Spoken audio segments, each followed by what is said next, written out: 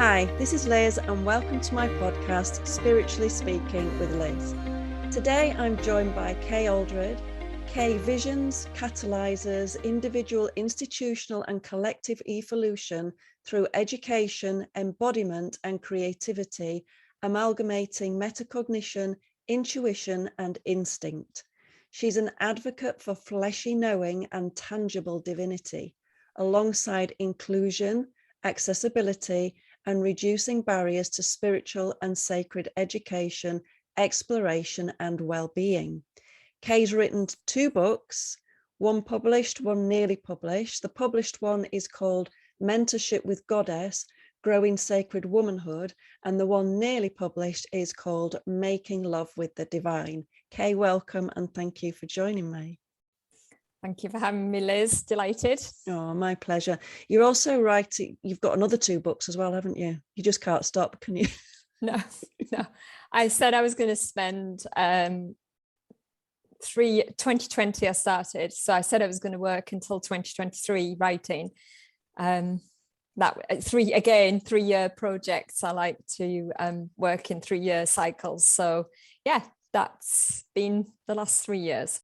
So I'd like to jump straight in and say, in your past, you were a school teacher, and I'd like to know where you went from being a secondary school teacher to being on your priestess and shamanic path.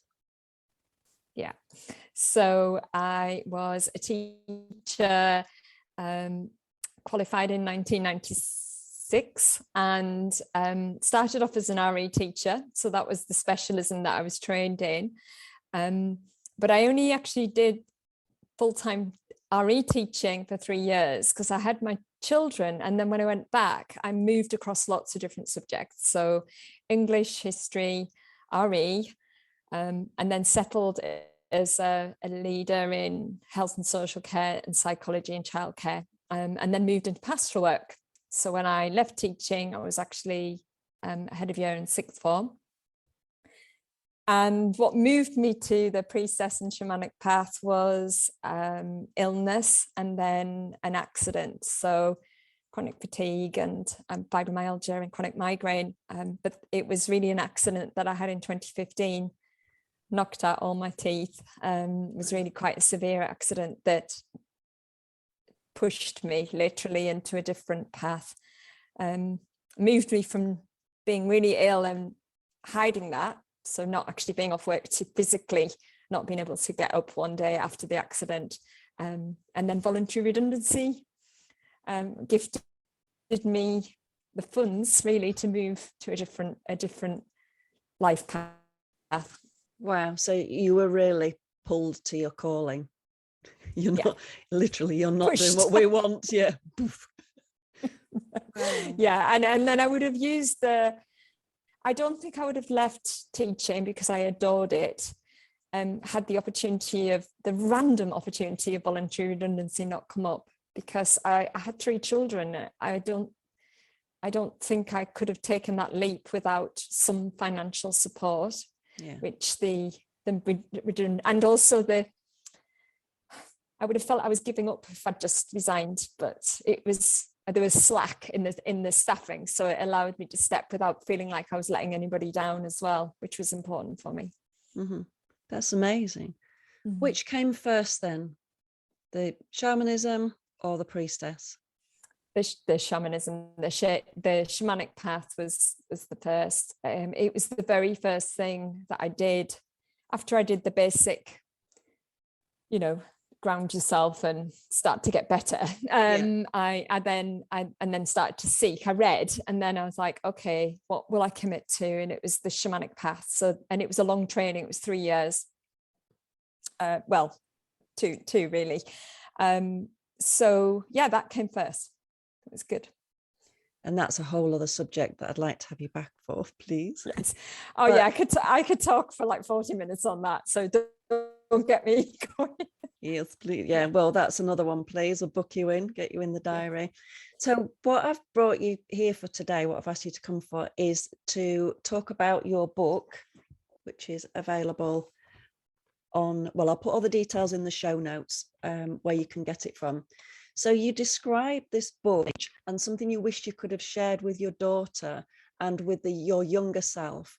What do you mean by that? What's so important about it?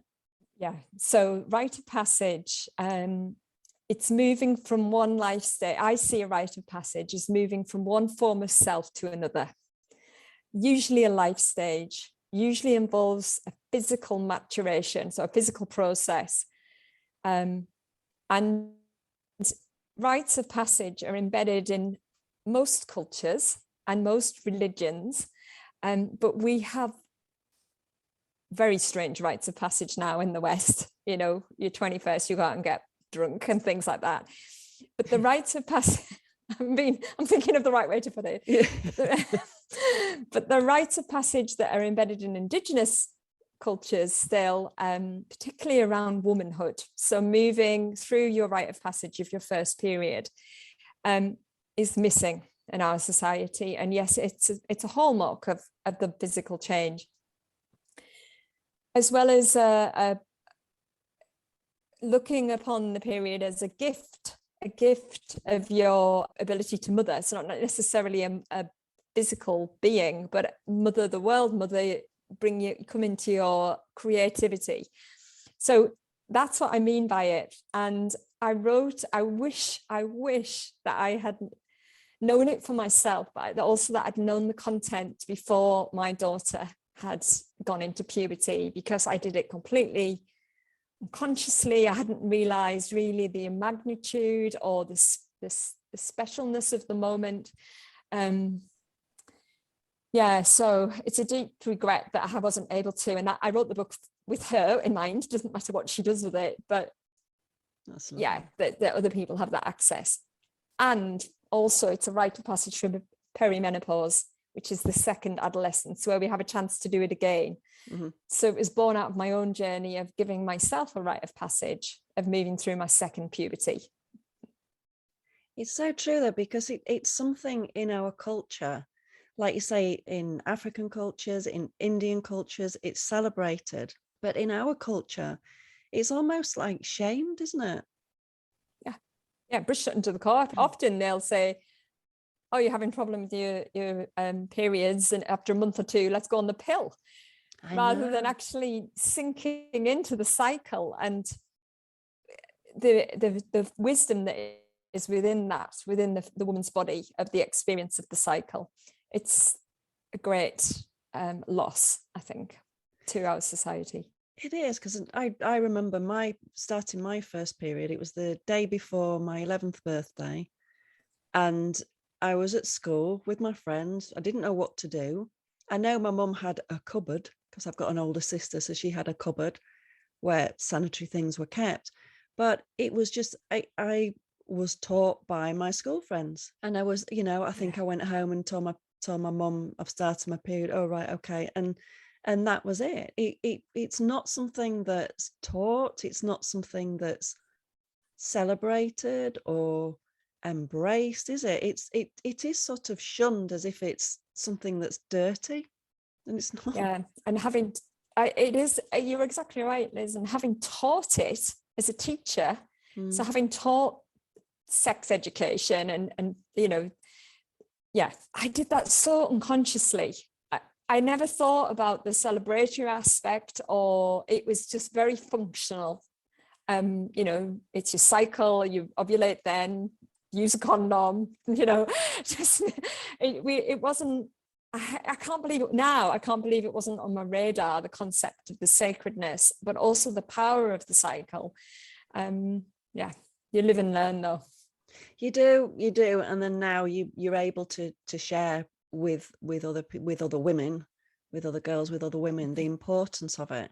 So in the book, I'll just flick to, well, first of all, I'll ask you so how do all these things mix together? So we've got paganism, we've got shamanism, we talk about chakras, we talk about archetypes, goddesses. How do they all come together? Have you just picked all the things that correspond and then brought them together? How does it work? That's a great question. So it is So my wellness journey, so me educating myself, having to pay quite a lot of money at certain times, has formed the basis of the knowledge that has made this curriculum. So the teacher in me kind of gone, oh, I know all this content. How can I make it accessible in the cheapest way? Mm-hmm.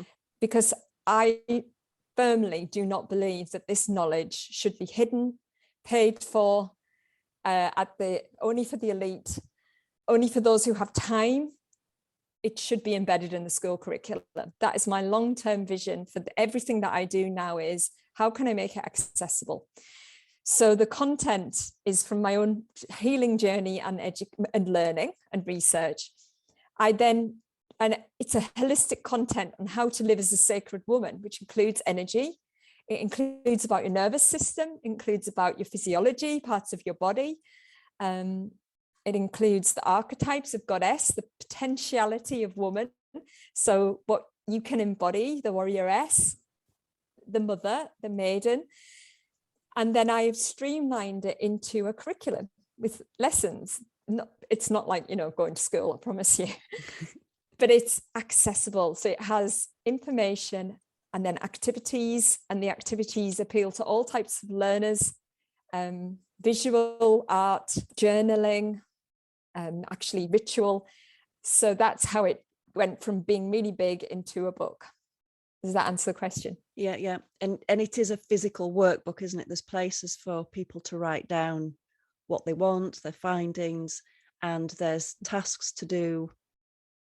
It's a very complex structure, I thought, put into simple, I won't say bite-sized chunks, because they're not bite-sized as such, because there's a lot going on with them, but just linking them like that and coming back to the center, I just think it's quite easy. And I think it would be a nice thing, like you say, to be in schools, but also maybe to do groups, where they have it as the workbook, and then they work through, as groups where they meet up once a month or something. Yes, and at the start there's a whole section for facilitators or Mm-hmm. group leaders, because it is a year-long curriculum, but you could deliver it in a week. You could do a summer camp. You could do, or because it is for perimenopause as well, you could do a women's group where you work through it in a week, or 2 weeks rather than a year. But if you were a group of friends and you wanted to go through a year together, then you could work through it. Yeah. And it's trauma informed. So the facilitation is in a way that creates a safe space. And there's some guidelines on that as well. Mm-hmm. No, it is very well held, if that makes sense. So because I've been talking quite a bit about perimenopause, and I will be talking further with people about perimenopause through my own experience, because my friends were of an age where we're going through this, how could this help any perimenopausal ladies? What would this do for them? So I'll come back to what I said before. The perimenopause for me is the second adolescence. So anything we have not resolved in our first adolescence will come up for us to have a second go at. Oh, does it? Yeah, it really does. It really does. And the point of that is because we're meant to become individuated. So from a bigger psychological point of view, at 28, we're meant to individuate. We're meant to become our fully formed adult self. But because as women, particularly of our age, Liz, and our mothers were caught in their own stuff, we didn't have the mentorship we needed. So this is our chance to remother and mentor ourselves into that fully fledged, mature adult self and become who we were. I don't like to say born to be, to become our potentiality, our greatest version of ourselves. It's free and expansive and outspoken and everything. So how the book helps, it doesn't matter whether you're 13 or 43 or 53, you can pick it up and be reparented through that age range, that ups and downs, extreme emotion, looking after your physical health, whether the hormone shifts that happen in perimenopause, working with any end of the cycling that's still going on, but the book offers you the lunar cycle if you're not bleeding. So if you're grieving the end of your bleed as you go through menopause and you haven't had an opportunity to work with your bleeding cycle, you can still work with the moon cycle in the same way. So it's just an anchor, it's a well-being tool, and it's also a way of realizing the power of the sacredness of the woman's body, mind, spirit, and self. Yeah, and so needed. Mm-hmm. I think it's this is one of the plus sides, I think, of social media, that there's a lot more, maybe it's just who I follow, I don't know, but there seems to be a lot more knowledge, a lot more teachings about the moon cycles, about how women can sync with the moon. That didn't really seem to be about. I mean, even when I went into this world, into the spiritual world in like my early 20s, and we knew about the moon and putting crystals out in the moon, but it wasn't embraced as much as the feminine then, was it? No, I think that's just exploded in the last 3 years, personally. Yeah, I don't know about you. You know more I from. Agree. Yeah, and it's on TikTok. My niece is heavily into it. My daughter's actually missed that timeline. She's 21 this year, but my niece is 16 next year, and she's, crystal heaven, as you know, because I came and got some crystals for her. So there's a great interest in witchcraft, the paganism aspect, Wicca, and the time is here, and they're also very connected to the witch archetype, which means that all of these things are now being connected to the feminine form, the feminine, and even goddess was Glastonbury, wasn't it? But even that is becoming more mainstream. Very much so. I think the last 3 years, personally, I think means that we've we've had time to think and seek. Yeah, seek's a good word. Yeah, it is. And then there were people like you that were doing things to support people through those times. And I think, it has grown through that. But I think as well, there's the growth of good books coming out, good literature coming out, and there is more a lot goddess type things than I ever remember. When I started, it was all angels, it was fairies.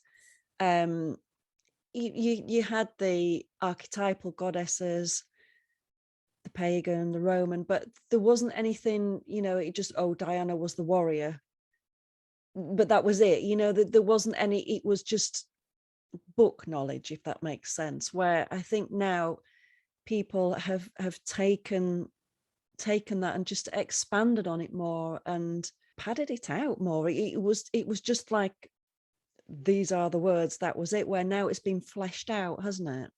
I totally agree with you. And it used to be around the lens of classical mythology. So the Greek and Roman goddesses were the only things you could find. But people, as a theologian, you can go to any world religion now and see how the women are seeking their feminine goddess, so their God as woman within their religion. So Mary Magdalene is massive, isn't she? Yeah.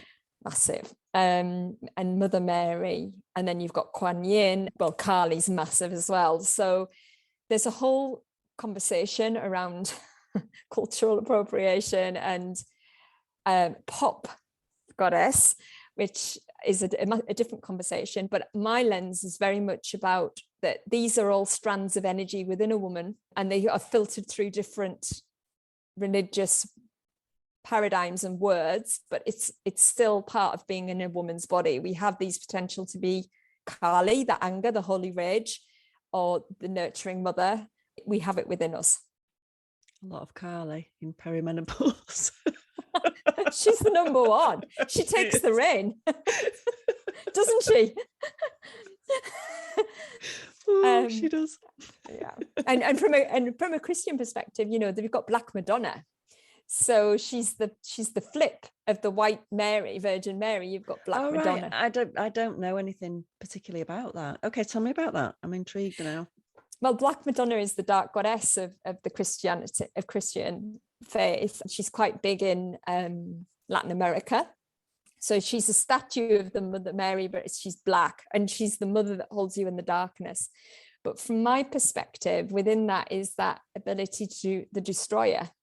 Yeah. We've never been talked about within the Christian faith. You know, Mother Mary's up there. She's, whereas Black Madonna's down there in the womb space. So I think there's a flame within her, not as quite as destructive as Kali, but yeah, she is there if you seek her within Christianity. It's like the Taras though, isn't it? I don't know a great deal with the Buddhism, but you've got the different coloured Taras, haven't you? The white Tara, the green Tara, Durga, haven't you? There's a lot where in Eastern cultures they're really celebrated, aren't they? Massively. I mean, well, there's a triple goddess in her truest form.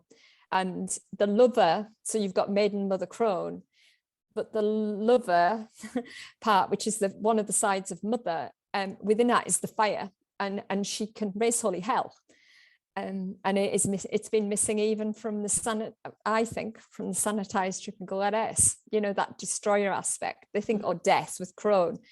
There's another side to it, which I talk about in the Making Love book. That rise of energy that can come through as anger or creativity. It's all the same energy. It's just how we use it. And is that the Kundalini energy? I think yes. Life force. I can't try to give it like a general name because I like to keep it open to everybody, but life force, it just is. How we channel it is through our intention and our need at that point. Yeah. Oh, it's fascinating. I could go on forever. I'm trying we could. I've got some questions and I'm trying to stick to them. So one thing I wanted to ask you about, and it's something I have strong thoughts about and strong belief about, is that you talk quite a bit generally, but in your book, about the importance of embodiment. Can you explain what embodiment is, why it's important, and why are people not in their body? You say you've got strong in opinion. 10 minutes. I don't know whether we're on the same page. Okay, yeah. Wow, this is my thing. So tangible divinity and fleshy knowing. Spirituality has been used as a resource to escape being human, in my humble opinion. Spiritual bypassing. So off you go. We'll ignore all the poverty in the world and all the difference because I'm oming out and I'm going up here. Yeah. So for me, that's not the path. The path is to be human, to empathize, to advocate for the good wellness of all who are living, all sentient things. And so for me, if we can't be in our body and live within the difficulty of that is life, then we're spiritual bypassing. So, but then also, as you do spiritual practices, if you're not trauma informed, being in the body can be quite hard. So I write from the lens of that we need to strengthen our body. We need to make friends with our body and create health in order for us to really step into our spiritual well-being and hold the energy of that in a way that is helpful for all. Did I answer the question? Yes, and I totally agree. I was going to say, how does that resonate? Yeah, perfectly. Okay, so let's shift gears now, and I'd like to ask you about Wisdom Ablaze. So you just happened to drop this in your email that that your dream about running a spiritual school, and you put an educational and discussion space for visionary professionals and those working in social justice, charitable and grassroots contexts who are ready to inquire, explore and engage in change agency. Tell me. It's a long-term vision. So speaking to the spiritual school first, I think that this sort of education and the other books, which I'll come back and speak about, I'm sure, should be embedded in this in the curriculum. So I often think when I'm training shamanic practitioners and I see them all in line doing different things. It's like watching Harry Potter. It's like a Hogwarts scene.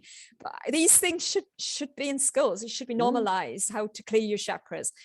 So I don't want to run a business. I want to somehow get this mainstream. It's a big dream. And I realize that there's two different paradigms running together, which brings me to Wisdom Ablaze. There are so many professionals, so many people that I've worked with who are going automatically through their day-to-day jobs and know there is something different, but don't have the headspace or the luxury that I had to be able to explore. So I don't know how it will manifest, but my vision is that there is a place where those professionals can come, those who are in charitable contexts and still don't feel like it's quite shifting, can come together and be educated about things like patriarchy, capitalism, consumerism, extractivism, all the isms that are out at the moment, ableism, and because I've had the luxury of being able to educate myself in these things. And if there was a space where we could have an education center and say, you're not going mad, this system isn't working, here's some education, come and meet this person who will support you when you try to have these conversations with your boss, or will support you when you try to create your own change agency, whether it be in your community or your families. That's a big dream. And I don't know how the hell I'm going to fund it. And I don't know where it's going to be, but I would like it all to be based on reciprocity. Of course, we can't take money out of it, but there must be other ways of doing it. I really believe that. You just, totally. I think when you've got a passion like you have, and when you've got a vision like that, you just have to just keep visualizing, keep it alive, keep sharing it with people. And that's how it starts, isn't it? Somebody will say, oh, well, actually, I've had an idea. Why don't you do this? Somebody else will be, why don't you try this aspect? And it will all come together. But that does sound very, very exciting. Thank you. I mean, my big thing is, physically, I'm not as strong as some people. Yeah. So that is not my skill, but because I've been stationary, because I haven't had the bandwidth to always do things. And physically, I'm not the strongest, as I said.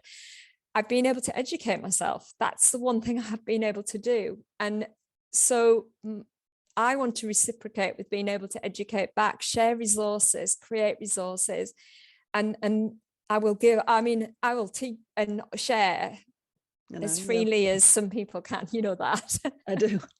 No, that's lovely. And that's one of the things that I love about you is you're so passionate and you live what you teach. Yeah. It's not book knowledge.